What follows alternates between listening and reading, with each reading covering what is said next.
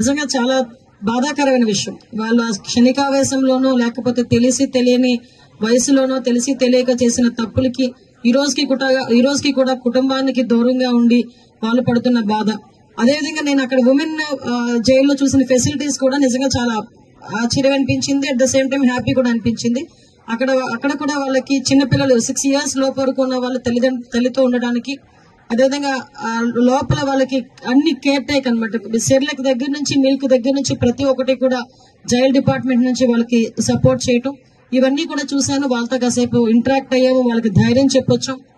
ఎందుకంటే ఎక్కడికైనా వెళ్ళినా మనకి సమస్య పరిష్కారం ఉంటుంది, కానీ ఈ జైల్లో ఏంటంటే కంపల్సరీగా వాళ్ళు పశ్చాత్తాపడ్డం, అట్ ద సేమ్ టైం మంచి నడవడిక కలిగి ఉండటమే వాళ్ళకి ఇచ్చే ఒక సోర్స్ వాళ్ళకి. సో ఇవన్నీ కూడా మేము చూడటం జరిగింది. ఓవరాల్ గా చెప్పాలంటే ఇక్కడికి వెళ్ళిన తర్వాత జైలు సిబ్బంది కూడా ఎవరైతే ఉన్నారో వాళ్ళందరూ కూడా వాళ్ళ తాలూకా కష్టాలు, వాళ్ళ తాలూకా ఇబ్బందులు కూడా చెప్పడం జరిగింది. వాళ్ళు అడిగిన అక్కడ కూడా హాస్పిటల్ కూడా ఉన్నాయండి. కాకపోతే మేము అడిగేది ఏంటంటే ఇక్కడ కంపల్సరీకి గంజా కేసెస్ ఎక్కువ ఉన్నాయి కాబట్టి కంపల్సరీగా జైల్లోని ఒక సైక్రియాటిస్ట్ ని మేము అందరూ ఏర్పాటు చేయడానికి మేము గవర్నమెంట్ కూడా ఈరోజు సిద్ధంగా ఉంది. ముందు ఇమీడియట్ గా ఒక 4-5 సైక్రియాటిస్టులను ఇమీడియట్ గా పెద్ద పెద్ద జైల్స్ లో కొంచెం పంపించడం, ముఖ్యంగా సెంట్రల్ ప్రిజన్స్ లోని కూడా సైక్రియాటిస్ట్ ని ఏర్పాటు చేయడం. సైక్రియాటిస్ట్ వచ్చిన తర్వాత ఎక్కడైతే డీఅడిక్షన్ సెంటర్స్ కూడా కంపల్సరీగా మనకి జైల్లోనే లోపల సెంట్రల్ ప్రిజన్ లోనే డీఅడిక్షన్ సెంటర్ కూడా పెట్టడానికి ఫెసిలిటీ కల్పించాల్సిందిగా మేమందరం కూడా గవర్నమెంట్ కి మేమందరం కూడా గౌరవ చంద్రబాబు నాయుడు గారు కూడా మేమందరం చెప్పి అది కూడా యాజ్ ఎర్లీ యాజ్ పాసిబుల్ చేస్తామని మీ అందరికీ కూడా తెలియజేసుకుంటున్నాం. పోలీసు సిబ్బందితో ఈక్వల్ గా ఆరోగ్య భద్రత గానీ మాకు కల్పించాలి అన్నారు. సో నా దృష్టికి ఈ రోజు జైలు సిబ్బంది తాలూకా ఆరోగ్య భద్రత విషయంలో ఈ రోజు మా దృష్టి కూడా వచ్చింది. మేము కూడా మా సెక్రటరీ గారితో కూడా మాట్లాడి గవర్నమెంట్ తో కూడా మాట్లాడి వాళ్ళకి కూడా ఆరోగ్య భద్రత కల్పించేటట్టుగా మేము కూడా సమాయత్తం అవుతాం. అట్ ద సేమ్ టైం వాళ్ళందరికీ కూడా సహకరిస్తాం.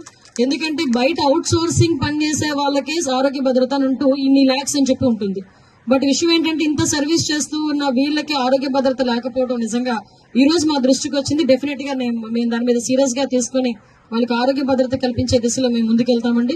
అదేవిధంగా వాళ్ళ ఈఎల్స్ గురించి అన్ని కష్టాల గురించి చెప్పారు. కంపల్సరీగా ఈ గవర్నమెంట్ ఏదైతే ఉందో ఈ గవర్నమెంట్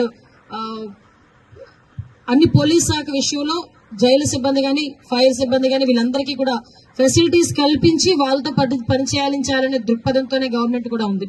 ఇందులో విషయం ఏంటంటే నిజంగా నేను లోపలికి వెళ్ళేసరికి వన్ ఆఫ్ ద మూమెంట్ లో కొంచెం ఎమోషనల్ కూడా అయ్యా. ఎక్కడ వెళ్ళి అయ్యానంటే స్వప్న బ్లాక్, స్నేహ బ్లాక్, అది కూడా ఒకసారిగా కొంచెం ఇబ్బంది పడే పరిస్థితి వచ్చింది. స్నేహ బ్లాక్ దగ్గరికి వెళ్ళేసరికి లోపలికి వెళ్ళి చూసాము, ఆ ఫెసిలిటీస్ అన్ని అక్కడ అన్ని చూసాం.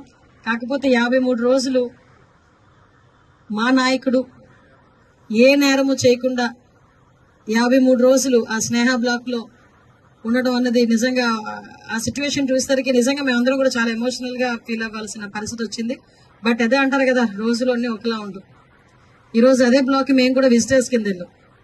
అది బ్యూటీ ఆఫ్ డెమోక్రసీ. వాసు గారిని కూడా తీసుకెళ్లి ఏ బ్లాక్ లో పెట్టారు, స్నేహ బ్లాక్ రూమ్ నెంబర్ 11 లో పెట్టారు. ఆయన చూసుకున్నారనమాట, ఏ బ్లాక్ లో నేను ఉన్నాను, నన్ను పెట్టారు ఈ బ్లాక్ లో కూడా నన్ను. అంటే ఓవరాల్ గా అయిపోయిందంటే బ్యూటీ ఆఫ్ డెమోక్రసీ అదే. సో ఈ రోజు అదే జైలు దగ్గరికి విజిటర్ గా మేము అక్కడికి వెళ్లి చూసి వాళ్ళ పరిస్థితులు చూసుకుని వచ్చే పరిస్థితి వచ్చింది. కానీ ఒకటే చెప్తాను, రాజకీయాల తర్వాత ఉండేనా మాట్లాడుకోవచ్చు, కానీ ఏ రోజు కూడా తప్పు చేయని వాడు అన్నది వాడు ఎవరు కూడా అందులోకి వెళ్లే పరిస్థితి రాకూడదు. అదే మేము అందరం కూడా కోరుకుంటున్నాం.